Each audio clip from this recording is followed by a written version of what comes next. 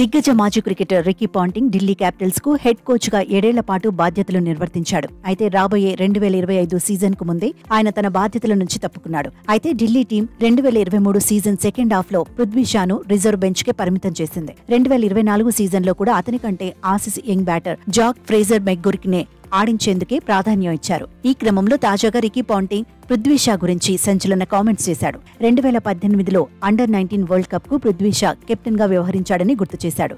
షా కెప్టెన్సీలో ఆడిన గిల్ ఇప్పుడు టీమిండియాకి 3 ఫార్మాట్లలో కీలక ప్లేయర్ గా మారాడు. కానీ పృథ్వీ షా మాత్రం కనీసం ఐపీఎల్ టీంలో కూడా స్థిరమైన చోటు దక్కించుకోలేకపోతున్నాడని రికీ పాంటింగ్ చెప్పాడు.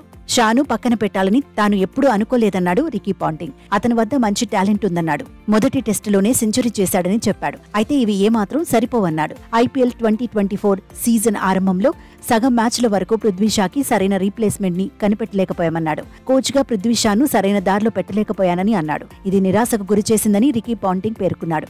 అతనిలో టాలెంట్ ఉంది కానీ దాన్ని బయటకు తీసుకురాలేకపోయానని చెప్పాడు. పృథ్వీ షా మొండిఘటమని ఎంత చెప్పినా వినిపించుకోలేదని తెలిపాడు. ఒక మ్యాచ్ బాగా ఆడితే మంచి ప్రాక్టీస్ చేస్తాడు, లేదంటే ప్రాక్టీస్ ను పట్టించుకోడని రికీ పాంటింగ్ అన్నాడు. అతనితో చాలాసార్లు మాట్లాడినా లాభం లేకపోయిందని అన్నాడు. ఇప్పటికీ పృథ్వీ షాకు వయసు ఉంది. ఫ్యూచర్ లో బెస్ట్ క్రికెటర్ అవుతాడని ఆశిస్తున్నానంటూ రికీ పాంటింగ్ చెప్పుకొచ్చాడు. కాగా ఐపీఎల్ 2024 సీజన్ లో 8 మ్యాచ్లు ఆడిన పృథ్వీ షా 24.75 సగటుతోనే పరుగులు చేశాడు.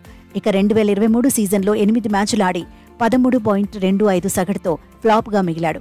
ఈ తరహా బ్యాటింగ్ చేయడంతోనే పృథ్వీ షాను ఢిల్లీ టీం పక్కకు పెట్టింది. మరోవైపు ఐపీఎల్లో కొత్త ప్లేయర్లు పుట్టుకొస్తున్నారు, బాగా రాణిస్తున్నారు. తనలో ఉన్న టాలెంట్ కు పదును పెట్టాలని, ఎక్కువ సమయం ప్రాక్టీస్ కు కేటాయించాలని రికీ పాంటింగ్ సూచించాడు. అప్పుడు మాత్రమే బెస్ట్ ప్లేయర్ అయ్యే అవకాశాలు ఉంటాయన్నాడు.